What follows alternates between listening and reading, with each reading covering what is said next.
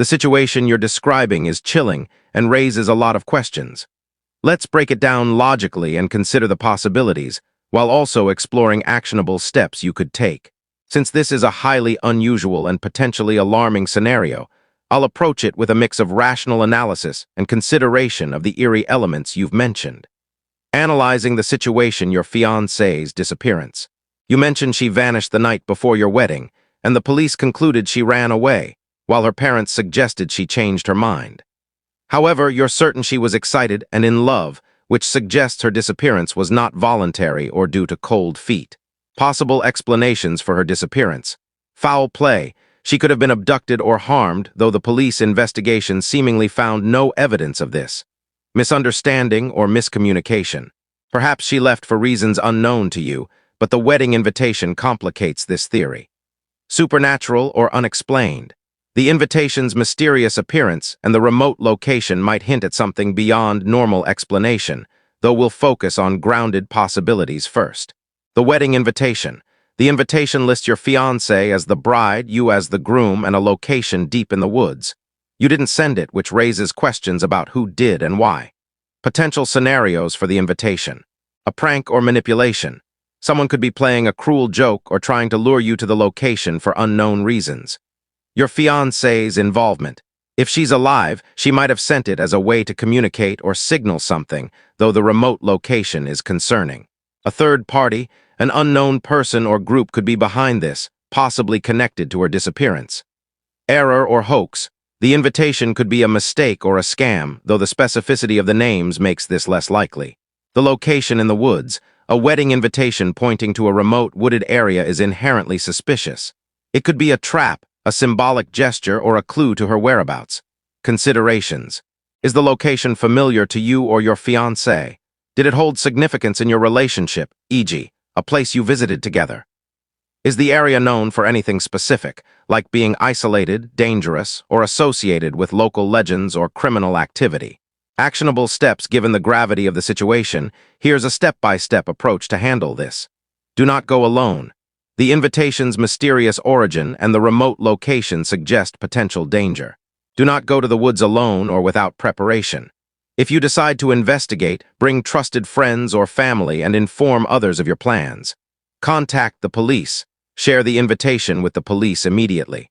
Even if they previously dismissed her disappearance as a runaway case, this new evidence could prompt them to reopen the investigation.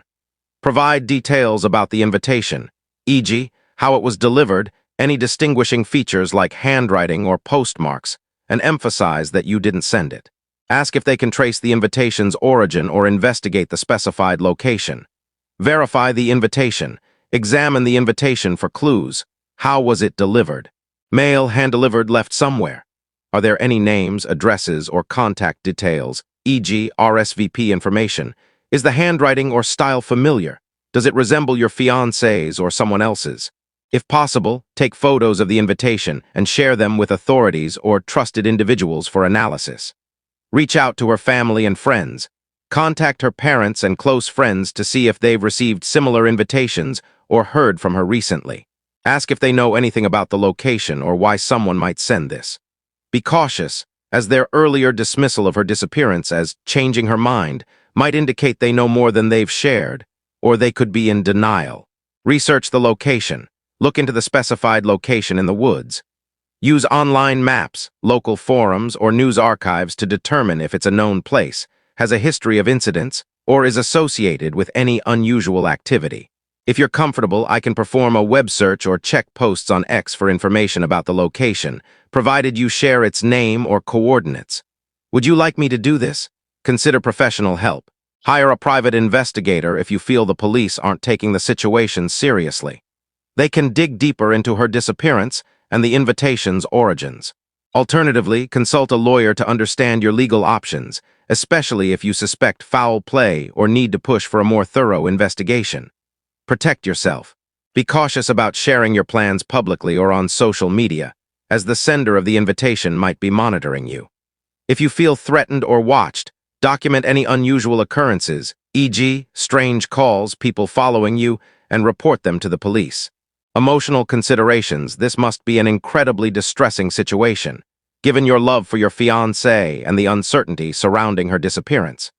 It's natural to feel confused, scared, or even hopeful that this invitation might lead to answers. Allow yourself to process these emotions and consider talking to a trusted friend or therapist for support. Acting impulsively out of desperation could put you at risk, so try to approach this methodically. Questions for you to provide more tailored advice. Could you clarify a few details? Only share what you're comfortable with. Where was the invitation delivered, e.g., your home, mailbox, workplace? Does the location in the woods have any significance to you or your fiancé? Have you noticed anything else unusual since her disappearance, e.g., odd messages, sightings, or items? Are you able to share the name or general area of the location for research purposes? Hypothetical scenarios if you're looking for creative or speculative angles, e.g., for a story or to explore possibilities, here are a few. She's alive and sending a message. Your fiancé might be in hiding or under duress, using the invitation to signal her location without directly contacting you, perhaps to avoid detection by someone else. A trap. Someone with a grudge or ulterior motive could be using the invitation to lure you to an isolated area. This could be connected to her disappearance or a separate scheme. A symbolic gesture. The invitation might represent unfinished business, possibly tied to your relationship or her disappearance, orchestrated by someone who knows more than they've let on. If you'd like me to lean into a specific angle, e.g., practical advice, creative exploration, or supernatural speculation, let me know. The invitation sat on my kitchen table like a curse. Its cream-colored paper, embossed with delicate silver vines, looked too elegant for the dread it carried. Amelia Jane Hartley and Daniel Thomas Reed, cordially invited to their own wedding. The date was tomorrow, the location a place called Blackthorn Hollow, a clearing deep in the woods an hour from town, a place neither of us had ever mentioned. My name, her name, our wedding, but I hadn't sent it. And Amelia had been gone for 3 weeks. I turned the envelope over in my hands for the 100th time. No return address, no postmark, just my name scrawled in black ink, delivered to my mailbox yesterday morning. The police had been useless when I called. Probably a prank, Officer Hargrove said, barely glancing at the photo. I texted him. People do weird things around weddings. He didn't care that Amelia had vanished the night before our original wedding, her white dress still hanging in our closet, her suitcase untouched. He didn't care that her parents, with their tight-lipped sympathy, had stopped returning my calls. And he definitely didn't care about Blackthorn Hollow. I couldn't sit still. I grabbed my laptop and searched for the location. Blackthorn Hollow wasn't on any map, but a hiking forum mentioned a clearing in the state forest with that name, known for its eerie silence and lack of wildlife. One post from a user named Wanderer91 called it a place where the trees feel like they're watching. No one replied. I shivered, though the room was warm. By noon, I couldn't take it anymore. I called Jake, my best friend since college, and told him everything. He didn't laugh or call me crazy. "You're not going out there alone," he said. "I'm coming with you." I wanted to argue to keep him safe, but the truth was I was terrified. If Amelia was out there, if this was her way of reaching me, I had to know. And if it wasn't her, I needed backup. We drove out that evening, the invitation tucked in my jacket pocket. The forest road was barely a path, overgrown with brambles that scratched the sides of Jake's truck. The GPS cut out 10 minutes in, leaving us with only the vague directions from the invitation. Follow the trail past the split oak until the path ends. The sun was dipping below the trees, casting long shadows that seemed to move when I wasn't looking. "You sure about this, Dan?" Jake asked, gripping the wheel. His knuckles were white. "No," I admitted, "but I have to know." We found the split oak, an ancient tree cleaved by lightning, its halves leaning like a gateway. The trail beyond was narrow, barely visible. We parked and walked, flashlights cutting through the dusk. The air grew heavier, the silence oppressive. No birds, no crickets, just our footsteps crunching on dead leaves. Jake kept glancing over his shoulder, but he didn't say anything. After 20 minutes, the path opened into a clearing. Blackthorn Hollow.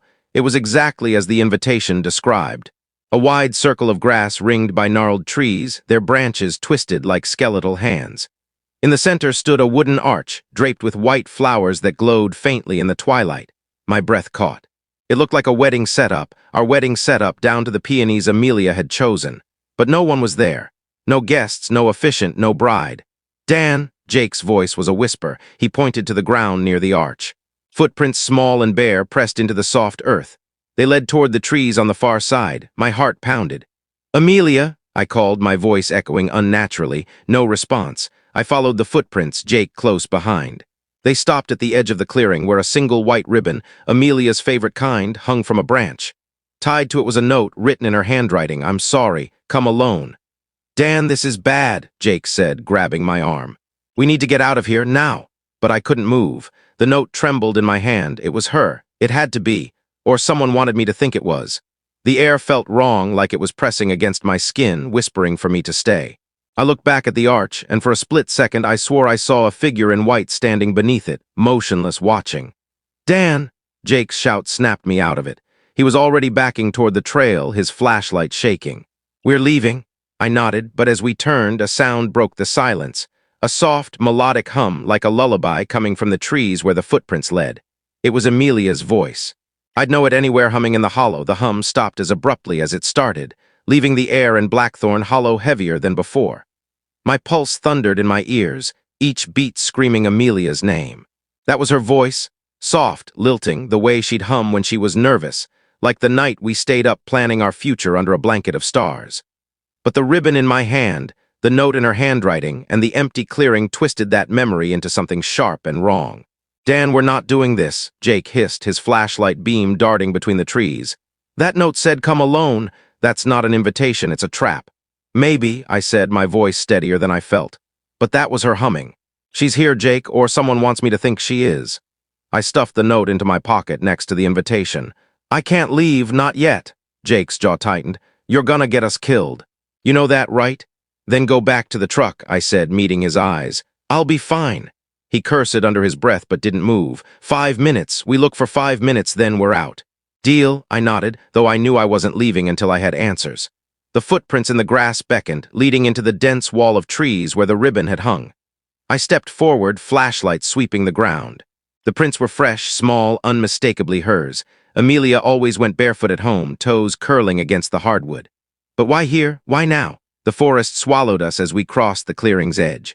The trees grew closer, their branches interlocking like a cage. My flashlight caught glints of something white tangled in the undergrowth, more ribbons, dozens of them, tied to roots and low branches, fluttering like ghosts in the still air. Each one was identical to the first, pristine and silken. My stomach churned. This wasn't random. "Dan, look," Jake whispered, pointing his beam upward. Above us, carved into the bark of an ancient pine, were our initials, DTR, plus AJH, encircled by a crude heart. The cuts looked fresh, sap still glistening. We'd never been here, we'd never carved anything like this. "Okay, that's it," Jake said, his voice cracking. "This is messed up." The hum started again, closer this time, weaving through the trees like a thread pulling me forward. "Amelia!" I shouted, breaking into a run. Jake yelled after me, but I didn't stop. The footprints curved around a gnarled oak, leading to a narrow ravine where the ground dipped sharply. I skidded to a halt, my flashlight illuminating a small wooden box at the ravine's edge, half buried in the dirt. It was painted white, adorned with the same silver vines as the invitation. I knelt, hands trembling as I brushed the soil away. Jake caught up, panting. "Don't touch it, man, you don't know what's in there." But I was already lifting the lid. Inside, nestled on a bed of dried peonies, was a silver locket, Amelia's locket, the one I'd given her on our first anniversary. I clicked it open. Our photo smiled back at me, but something was wrong. My face had been scratched out, the marks deep and deliberate. The humming stopped. A twig snapped behind us. I spun around, flashlight slicing through the darkness. Nothing, just trees and ribbons and silence so thick it felt alive. Jake grabbed my shoulder. "We're being watched, I can feel it." I clutched the locket, my mind racing. Amelia wouldn't do this. She wouldn't scratch my face, send cryptic notes, lure me here. But someone had her locket. Someone knew her humming, her handwriting, her ribbons. Someone wanted me in Blackthorn Hollow. "Dan, please," Jake said, his voice low. "We need to go, now." But then I saw it, a flicker of white between the trees, maybe 50 yards away, a figure, slight and fleeting, moving deeper into the forest. My heart lurched. "Amelia," I called, sprinting toward it. "Dan, no," Jake shouted, but I was already gone, crashing through branches, ribbons snagging at my clothes. The figure stayed just out of reach, a pale blur in the darkness. My flashlight flickered, then died, leaving me in near-total blackness. I stumbled, catching myself against a tree, and realized the ribbons were everywhere now, draped like a spider's web across my path. The figure stopped. Slowly it turned. My breath caught as moonlight fell across her face. Amelia's face, pale and hollow-eyed, her wedding dress torn and streaked with dirt. She didn't speak, didn't move, just stared at me with eyes that weren't hers, too dark, too empty. "Amelia," I whispered, stepping closer. "What happened to you?" Her lips parted, but no sound came. Instead, the ground beneath me shifted, soft and unsteady, like it was breathing. A low whisper, not hers, not human, crawled up from the earth, curling around my ankles. "Come alone." I froze. The air turned cold, sharp, stinging my lungs. Amelia's figure flickered like a projection on smoke, and then she was gone. The whispers grew louder, overlapping, a chorus of voices I didn't recognize. The ribbons tightened around my wrists, though I hadn't felt them move. "Dan!" Jake's voice cut through the noise, distant but desperate. I turned, disoriented, and saw his flashlight bobbing back at the ravine. The whispers stopped. The ribbons fell limp. I ran toward him, heart pounding, the locket still clenched in my fist. When I reached him, Jake was pale, his eyes wide. "What the hell was that?" he demanded. "I saw her, Dan, I saw her, and then she wasn't there." "I don't know," I said, my voice shaking. "But we're not leaving until I find her." Jake grabbed my arm hard. "You didn't see what I saw. The ground, Dan, it moved, like something was under it. We're not alone out here." I looked back at the ravine, at the box, the ribbons, the carved tree. Blackthorn Hollow wasn't just a place. It was alive, and it wanted something from me. Amelia was part of it now, whether she was still herself or something else entirely.